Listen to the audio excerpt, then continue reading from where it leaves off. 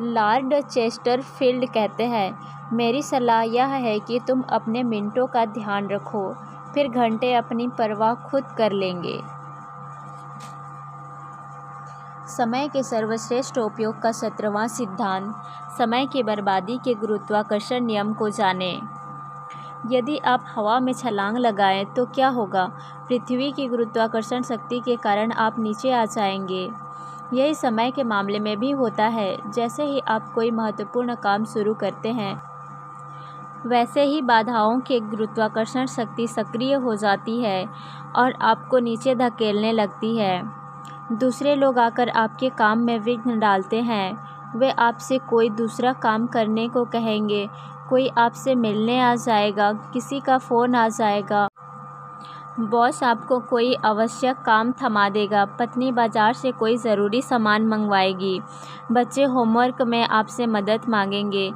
यह और कुछ नहीं, गुरुत्वाकर्षण का नियम है। जैसे ही आप कोई महत्वपूर्ण काम शुरू करते हैं, रुकावटें सामने आने लगती है, अन्य तात्कालिक कार्य हावी होने लगते हैं और परिस्थितियां विकट हो जाती है।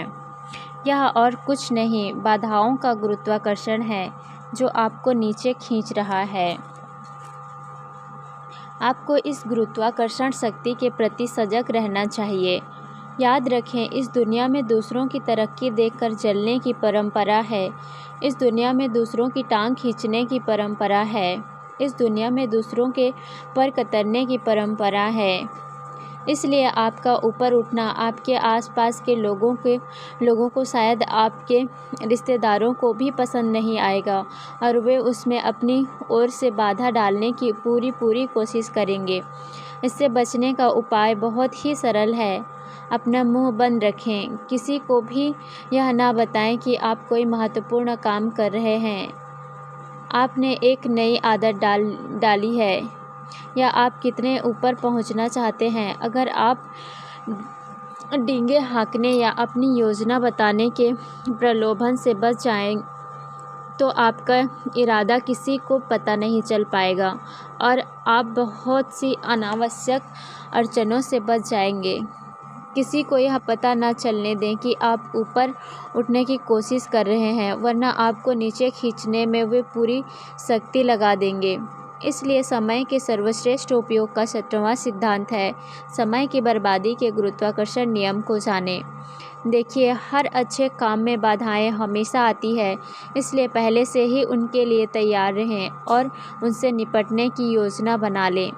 अगर आप घर पर कोई महत्वपूर्ण काम कर रहे हैं तो उसी समय कोई आपसे मिलने चला जाएगा, पड़ोसी का गपशप करने का मूड हो जाएगा, पत्नी या बच्चों को कोई न कोई ऐसा काम याद आ जाएगा जो आपके बिना नहीं हो सकता। इसके अलावा आपके मोबाइल फ़ोन पर कोई दोस्त या रिश्तेदार भी आपसे लंबी बातचीत करने के मूड में हो सकता है। बाहरी संसार के आक्रमण के पैतरों को पहचानना सीखें ताकि उनकी वजह से आपको महत्वपूर्ण काम पर असर ना हो। मिलने जुलने वालों से निपटने की स्पष्ट नीति अनिवार्य है। विनम्रता लेकिन दृढ़ता से यह कहना सीखें कि आप इस समय महत्वपूर्ण काम कर रहे हैं, इसलिए आप बाद में उनसे बात करेंगे। वही नीति मोबाइल फ़ोन पर भी अपनाएं। वैसे मोबाइल फ़ोन को तो आप स्विच ऑफ भी कर सकते हैं। इस मामले में मेरा एक मित्र बड़ी ही रोचक नीति अपनाता है।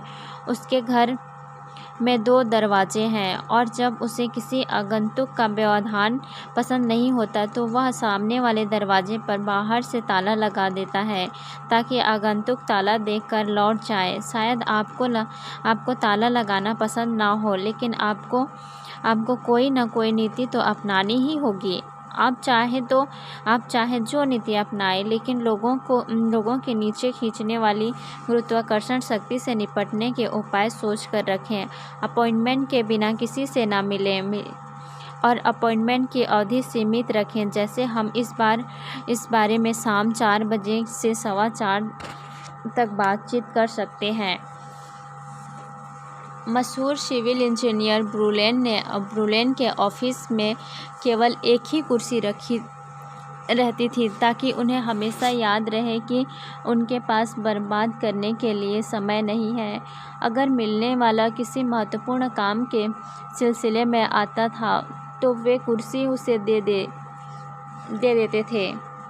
दूसरी ओर अगर मिलने वाला किसी महत्वहीन काम के लिए आता था तो वे कुर्सी पर खुद बैठे रहते थे।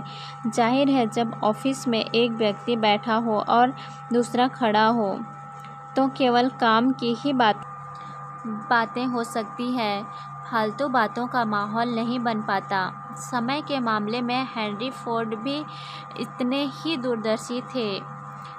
जब कामकाज के संबंध में उन्हें कोई समस्या आती थी तो वे मैनेजरों को अपने चैम्बर में बुलाने के बजाय उनके चैम्बर में जाकर मिलते थे। इस बारे में उन्होंने कहा था, मैंने पाया है कि मैं सामने वाले को अपने ऑफिस से उतनी जल्दी नहीं निकाल सकता जितना उसे ऑफिस से खुद को निकाल सकता हूँ। इन महान लोगों की तरह आपको भी बाधाओं को जल्दी से जल्दी दूर करने की योजना बना लेनी चाहिए ताकि आप अपने समय का सर्वश्रेष्ठ उपयोग कर सकें।